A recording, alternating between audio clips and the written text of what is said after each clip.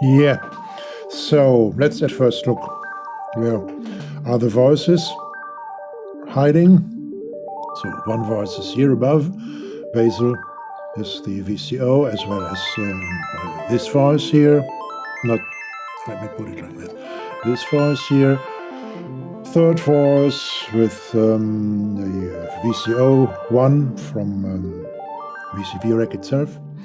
Once again Basil, and once again Basil with voice number 4 and number 5. So 1, 2, 3, 4, 5 voices, 5 mixer channels. Each output is each of these VCA outputs. I wouldn't need them, but I've put them into to show better where the mixer channels are fed from. So, all right. A little bit different. No, it's not Basil here, by the way. It's also Waltz, but bleak on an analog oscillator plus a filter. So three times Basil, 1 times bleak, and 1 times VCO1. Though all quantizers, each quantizer of each voice is fed by the same LFO here. There you see these cables, nicely blinking, and all are attenuated. Yeah, the quantizer get attenuated signals, and the attenuation factor, I think, is 35% with all. I could change this and make it different, but at the moment I'm fine with that. So these are the voices. These are the central mixer, and from there it goes through a little bit of reverb to the output, main output. But now to the switch. The channels here are switched on and off, or better said, faded in and faded off, faded out. The switch is here. I'll explain it later in a second. This switch sends its signals to each of the 5 outputs of the, once again, each of the used 5 outputs of this unit sends its output signal to a slew limiter, and from the slew limiter it goes to the mixer channel CV.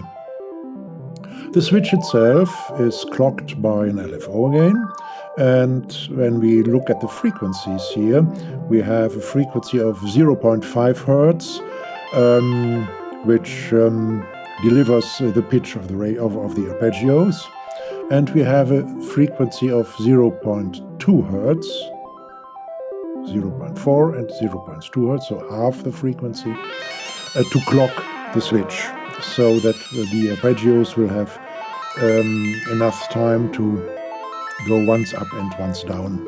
And yeah, okay. Now to the switch. The switch is clocked, and at the input, and it's switched to random. So it's these five outputs are randomly activated and deactivated. Yeah, and from the output of each of these, and the outputs go, as I told you, through slew limiters and then to fading the mixer channels individually. I am on and off. Fading on and off? No, it's fading in and out. All right. Okay, so let's listen for it. One thing is of course important as well. The quantizers are of course adjusted to different arpeggios. For example, we have here the C major chord.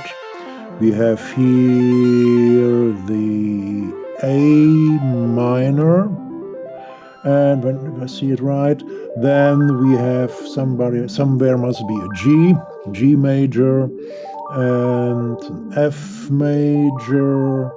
No, yeah, and I think that's it. Yeah, okay, right. No, here is a different chord. What is it? Minor. Oh, it's not. It's not a simple chord. Chord of 3 notes. It's a combination of two minor chords.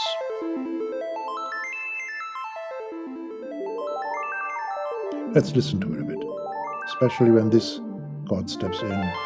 It's interesting. This arpeggio, sorry.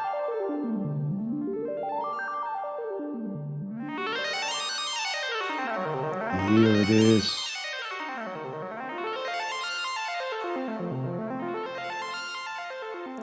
All right.